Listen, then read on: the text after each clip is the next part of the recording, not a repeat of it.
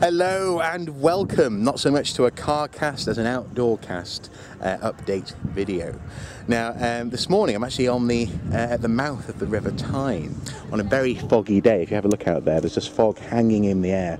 Apparently this is because of dust from the Saharan desert, which is currently hovering over Britain, especially on the south coast. They're having real serious problems with it.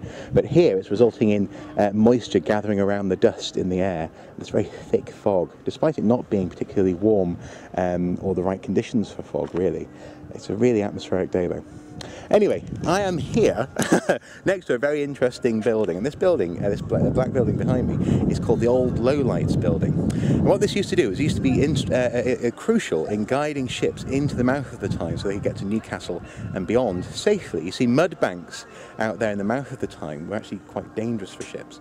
And what you do is you'd line up this lower building with one further up the hill. They're both painted white, and then if you knew that if they had it lined up in your sights and the ship was going straight, you knew it would be safe to enter the River Tyne. Over time, though, the mud banks shifted, and the low lights and the highlights were no longer useful. So actually, what they did was they moved them, and now the low light is that building there, that white building, and the highlight is just up there, a similar white building at the top of a hill, just beyond that roof there. So that's how ships now know that they're safe to come into the Tyne. But I'm not here just to talk about the lowlights and the highlights in North Shields. I'm actually here at the Old Lowlight building because it's just opened today, actually launched as a new sort of community museum, and Archaeosoup's been part of this launch, and I've been really pleased and proud to have been part of it. The mayor turned up, and various important people, the kids as well who've worked on various projects in the past couple of weeks turned up as well.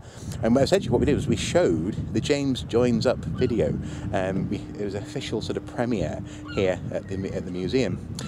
We also as well actually for the first time showed in public the heritage trail that we put together. Do you remember the work that we've been doing looking at shops in North Shields? Well, that was in this building as well, actually, in the upper floors. So downstairs we were showing the film, upstairs we had the heritage trail and various other things all about North Shields history, and I'm really pleased to have been a part of it. The kids have been wonderful, teachers amazing, and obviously the people from English Heritage and local museums have been very amenable too. So it's been a pleasure to be here. I'm also making this video to very quickly confirm a development with the Nazi war diggers story, and that is that National Geographic on Monday, it seems during the day in the US, made the decision to cancel indefinitely the Nazi war diggers television series. Now this is a really good positive blow for good practice in archaeology, and also archaeology linked with television and entertainment. It's hopefully will be a bit of a lightning rod around which people can start to actually talk about how archaeology is used for televisual purposes, and also may well be a good starting point for companies like National Geographic, but also the production companies behind these projects, to actually evaluate who they're working with, how they're working, what permissions they get, and also whether or not they actually hire people who are qualified for the job that they're doing on screen. Now this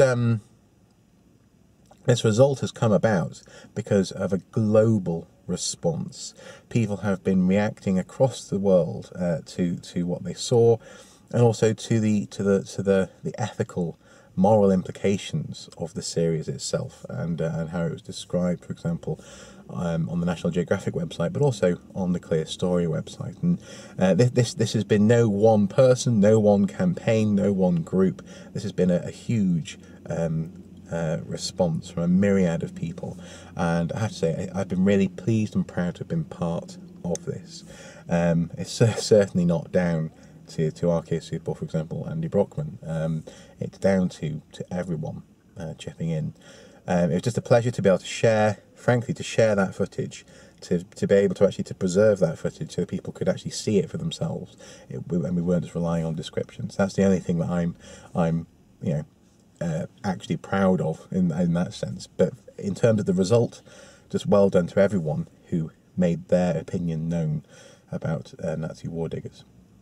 Now it's up to people like, for example, Tony Pollard, the respected conflict archaeologist, and others, to try and press this advantage home and really make a difference in terms of the way in which archaeology is seen by television companies, television channels, and digital media producers and this kind of thing. So there you have it. Those are the two reasons why I'm making this update video. One, to share with you the developments. Actually, I'm still down in North Shields, just next to the Tyne, but frankly it started raining. So developments here, but also as well with regards to the cancellation of that TV series. Tomorrow morning, very early in the morning, Mrs. Soup and I are actually flying to Northern Ireland. We're going to for a family birthday over in Northern Ireland, and it should be a wonderful couple of days away. And in the meantime, you can probably expect a video from Reese on one topic or another, and as soon as I get back, you can expect probably another video from me. So until then, do take care, have a wonderful, I suppose, week and weekend, and well, I'll see you soon. Bye bye.